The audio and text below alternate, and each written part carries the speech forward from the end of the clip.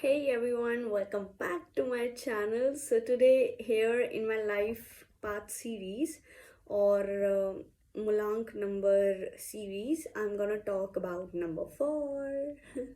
So let me tell you, the people who are born on any 4, 13, or you can say 22 and 31. These are the numbers. अगर इस तारीख को कोई भी पैदा होते हैं तो they are ruled by number 4. Okay. Let me tell you how to calculate. So number 13, 1 plus 3 is equal to 4.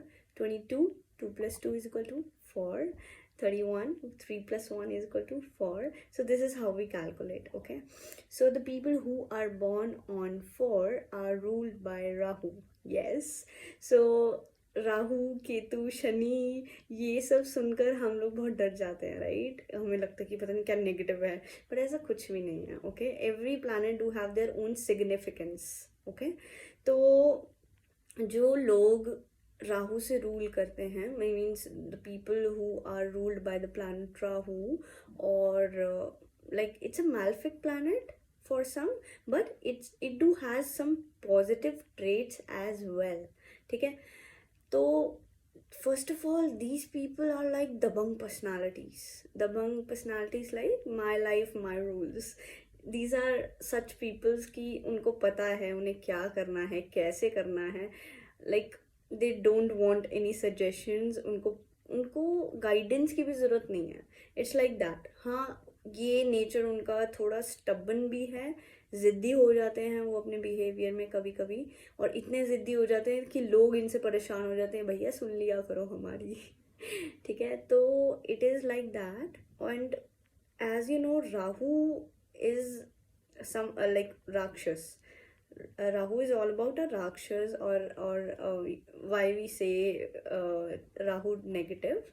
But अगर आपने राहु को देखा होगा, उसका सर होता है उसके पास, but not the body. Okay, that means these people are very sharp by mind. इनका intellectual power are very very sharp. They're very hardworking. They think with their brain. Most of the time they are practical. In life they are very practical. They are very best managers, best organizers, best planners. अगर आपको कहीं राहु से ruled वाला बंदा दिखेगा ना, वो देखना हर चीज़ को प्लान करेगा, then he will work on it. मतलब अगर कोई भी मैनेजर यू कैन से, वो कैसे मैनेज करता है चीज़ों को. They have whole process. एक पाई चार्ट कह लो, फ्लो चार्ट कह लो, एक ब्लू प्रिंट कह लो. ऐसा एक प्रिंट बनाएगा अपने दिमाग में, how to do, what to do, when to do, like this. So it is a positive side of course, but बस थोड़ा ये स्टबन होने वाली चीज़ उनको थोड़ा रोक देती है लाइफ में, क्योंकि कहीं ना कहीं वो एक चीज़ को पकड़ लेते हैं ना, फिर वो छोड़ते नहीं हैं. Like in their relationships as well, अगर कोई इनसे दुश्मनी ले ले फॉर एग्जाम्पल, तो वो कभी उसको माफ़ नहीं करेंगे. एंटायर लाइफ वो इस चीज़ को नहीं भूल सकते. ठीक है, क्योंकि वो चीज़ हो जाती है एक बार ख़राब तो पूरा ख़राब, वैसी वाली सीन है इनके साथ. ठीक है, बाकी it's very good. Like they are very, they love luxurious life. They love gathering all the things. पैसा, पैसा जमा करना तो फेवरेट काम है इन लोगों का. ठीक है, और इन टर्म्स ऑफ लग्जरीज इनके पास पूरी लिस्ट होती है कि मुझे ये भी चाहिए, ये भी चाहिए, ये भी चाहिए, ये भी चाहिए. लाइक उसका काम हो ना हो उनको, means if it is useful for them or not, but they want that. They want these things. List बनी होती है. And you know what, they acquire everything. वो सारी चीज़ें उन्हें मिलती हैं through their hard work and their dedication. क्योंकि अगर वो उस चीज़ को ठान लेते हैं करने की, वो चीज़ करके ही रहते हैं. तो लाइक इन समटाइम्स क्या देखा गया है कि ये लोग ना बहुत ज़्यादा डिससेटिस्फाइड भी रहते हैं अपनी लाइफ में, क्योंकि इनकी एक चीज़ पूरी होती नहीं है, दूसरी चीज़ उनको फिर चाहिए. मतलब एज आई टोल्ड यू ना, लिस्ट है पूरी, तो एक चीज़ टिक होती रहती है, वो लिस्ट बढ़ती जाती है, तो लेस सेटिस्फाइड रहते हैं मोस्ट ऑफ द टाइम, क्योंकि उनका लिस्ट ही ख़त्म नहीं होता.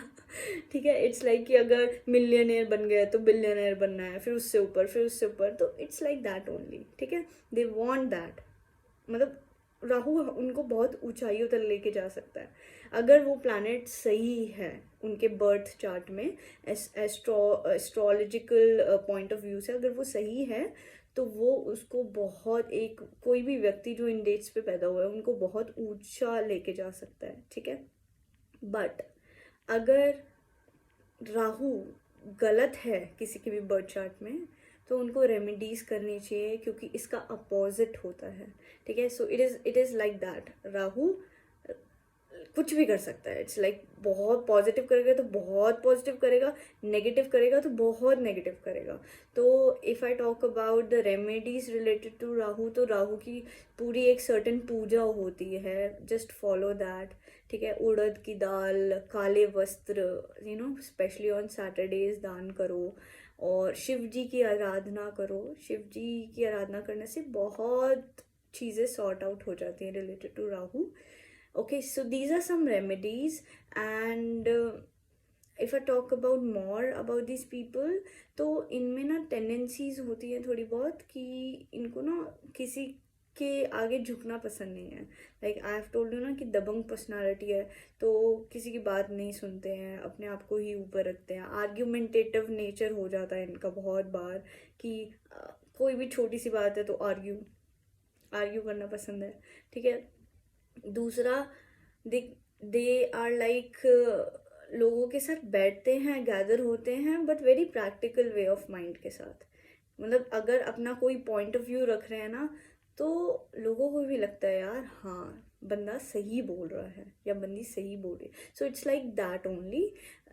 Anyways these people are very good in terms of their personalities, ठीक है। बस उनको अपनी स्पीच पे थोड़ा ध्यान देना चाहिए। बातों बातों में कभी कुछ ऐसी चीज़ें भी बोल जाते हैं जो कि सही नहीं है, ठीक है।